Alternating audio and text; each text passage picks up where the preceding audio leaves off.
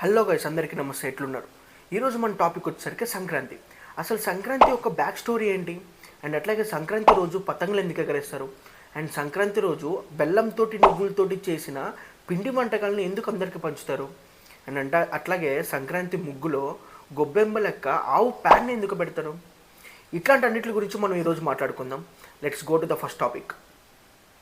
అసలు సంక్రాంతి ఎందుకు చేసుకుంటారంటే, పూర్వం శంకరాసుడు అని చెప్పి ఒక రాక్షసుడు శివుడికి కఠినమైన తపస్సు చేసి నేను ఎవరి చేతిలో ఓడిపోకూడదు, నన్ను ఎవరు చంపడానికి వీల్లేదని చెప్పి ఒక వరం తీసుకుంటాడు. ఆ వరంతో ఆ రాక్షసుడు చాలా బలవంతుడయ్యి లోకాన్ని మొత్తం తన ఆధిపత్యంలోకి తీసుకోవాలని చెప్పి చూస్తూ ఉంటాడు. ఆ ఉద్దేశంతో దేవుళ్ళని, మునులని, ఋషులని చాలా కష్టపడుతూ ఉంటాడు. ఆ రాక్షసుడు బాధ తట్టుకోలేక దేవుళ్ళు, ఋషులు, మునులు వీళ్ళందరూ కలిసి దేవి శక్తికి ప్రార్థించారు. దేవి శక్తి దేవి సంక్రాంతి రూపంలో పుట్టి ఆ రాక్షసుడిని యుద్ధానికి పిలిచింది. ఆ రాక్షసుడి దగ్గర ఉన్న శక్తులన్నీ ఉపయోగించినా సరే దేవి శక్తి ముందు ఓడిపోయాడు. దేవి శక్తి ఆ రాక్షసుని చంపి లోకాన్ని కాపాడింది. ఈ కథ ఒక ధర్మానికి అధర్మానికి జరిగిన ఒక యుద్ధం లెక్క అందరూ చెప్పుకుంటూ ఉంటారు. మన సంక్రాంతి పండుగ అనేది మన మహాభారతానికి కూడా లింక్ అయి ఉంది. భీష్మ పితామహులకి తన చావు గురించి ఒక వరం ఉంటుంది. అయితే భీష్మ పితామహులు మోక్షం పొందడానికి ఉత్తరాయణ వెళ్ళి చనిపోతారు. అంటే సూర్యుడు దక్షిణాయనం నుంచి ఉత్తరాయణానికి మారే సమయం ఇది. ఈ టైంలో తెల్లవారుజామున సమయం అనేది పెరుగుతుంది.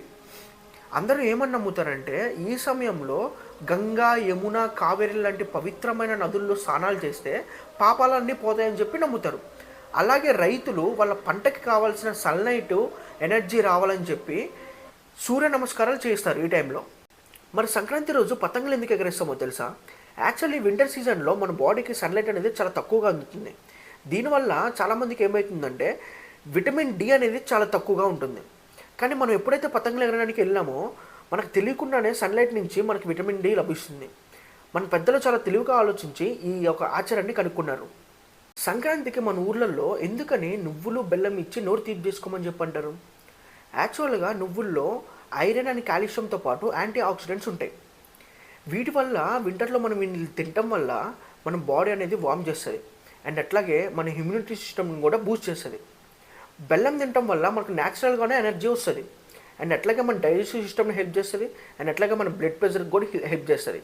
మరి సంక్రాంతి ముగ్గులో గొబ్బెమ్మను ఎందుకు పెడతారు? యాక్చువల్గా చూసుకున్నట్టయితే మన పాతకాలంలో వ్యవసాయం ఒకటే ఆదాయం కాబట్టి ఆవు పేడని న్యాచురల్ ఫెర్టిలైజర్లకే యూజ్ చేసేవాళ్ళు. ఆవు పేడలో anti bacterial and anti virus properties ఉండేవి. అది ముగ్గులో పెట్టడం వల్ల ఏ వైరస్, ఏ బ్యాక్టీరియా ఇంట్లోకి రాకుండా ఆపుతాయని పెడతారు. ఈ సంక్రాంతి వీడియో పైన మీ ఒపీనియన్ ఏందో కింద కామెంట్ సెక్షన్లో చెప్పండి. అండ్ అట్లాగే మీకు ఈ వీడియో నచ్చినట్టుంటే మీ ఫ్యామిలీకి, మీ ఫ్రెండ్స్కి షేర్ చేయండి, అండ్ మన అకౌంట్ని ఫాలో చేయండి. మళ్ళీ కలుద్దాం.